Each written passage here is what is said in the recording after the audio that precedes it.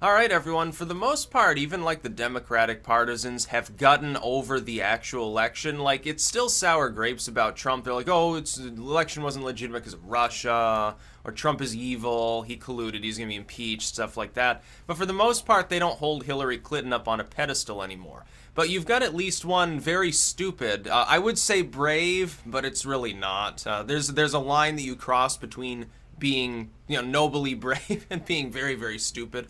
The LA Times has begun to actually, it seems, to defend Hillary Clinton. They're like, well, she would have won the election, but there was a tidal wave of negative press about her, or like they covered her emails too much, and that was wrong. Like, it's not okay to not cover policy, says the LA Times, while at the same time ignoring the fact that a significant proportion of all the media coverage of Trump had nothing to do with policy either. This was largely a policy-free last election.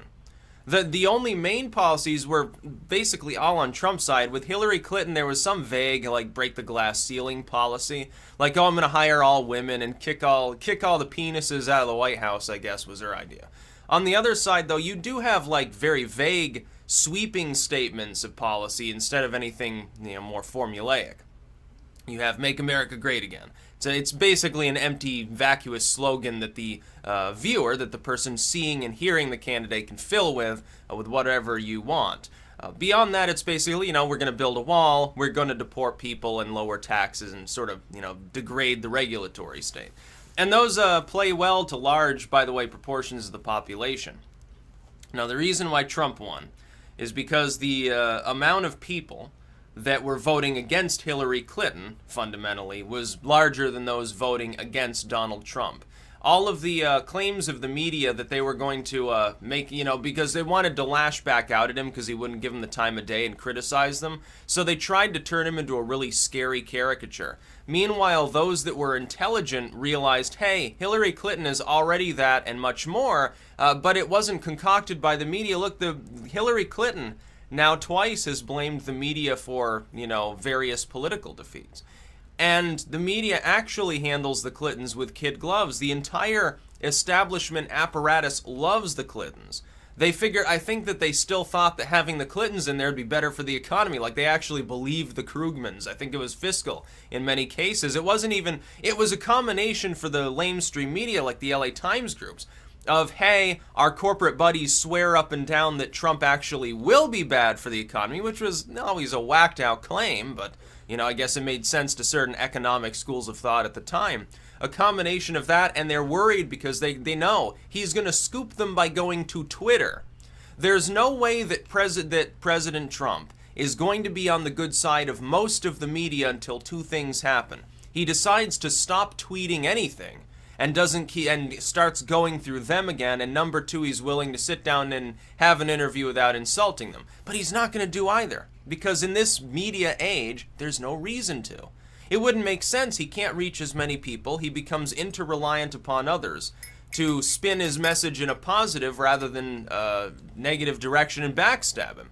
Well, he's not going to be willing to try it out. Test after a year of fighting back and forth with these people. All of a sudden, he says, "Oh, now we'll get along." Chris Matthews, famous Democrat, like #1 media Democrat, exposed as back in the '90s he paid off a sexual harassment total. This is more, therefore, like a Farrant Hold or a Conyers situation. Like there's evidence beyond the norm. Linda Sarsour today, we're seeing an inordinate proportion of all of these high-profile people, like 90% of them, that are getting outed as having potentially done something wrong, and 100% of the time, other than Farrant Hold, when there's additional evidence, like when you actually should have sort of a torch-waving mob, they all seem to be on the left somewhere, often in the media or the celebrity circles that were most viciously anti-Trump. Is anybody noticing a pattern yet? Like, I'm surprised that more people aren't like freaked out, honestly. Like, the Democrats should be freaked out. They should be worried that Trump is headhunting by leaking information to people to take down his political opponents. His fans should be like roaring with happy laughter because they realize, hey, this is how he might be actually willing to drain the swamp. Like, he can't do anything policy related, but he can knock everybody else out of the way and then, favor people. When the Democrats are really weak, he can restructure the new wave of Republicans and Democrats that'll come in. A whole new crop, and it'll be like basically Trump land.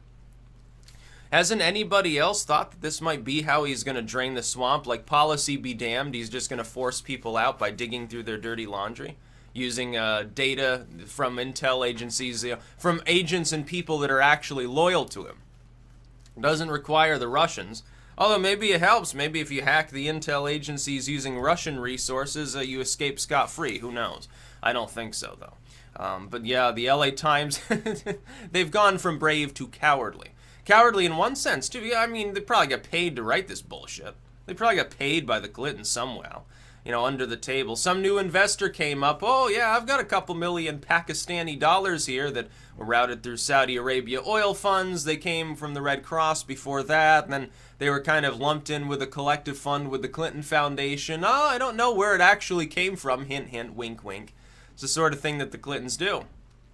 Hillary Clinton even says pretty much stopped whining. I think she realizes that every time that she complains that somebody else is responsible for her own personal failings, her approval goes down, actually makes Trump look hilariously good by default because he's still being compared with the #1 Democrat and etc., his opponent, which is Hillary Clinton, the one he destroyed.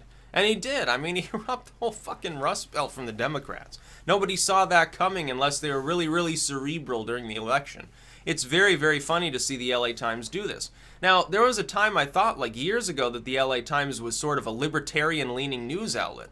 For some reason, I got the feeling that they were, and then they like swung hard left, like they became the new Gawker, I guess, or something. Because that's all I ever see from them anymore is weird stuff like this. But it's not a great idea to try to defend the indefensible. And Hillary Clinton, trust me, is completely indefensible.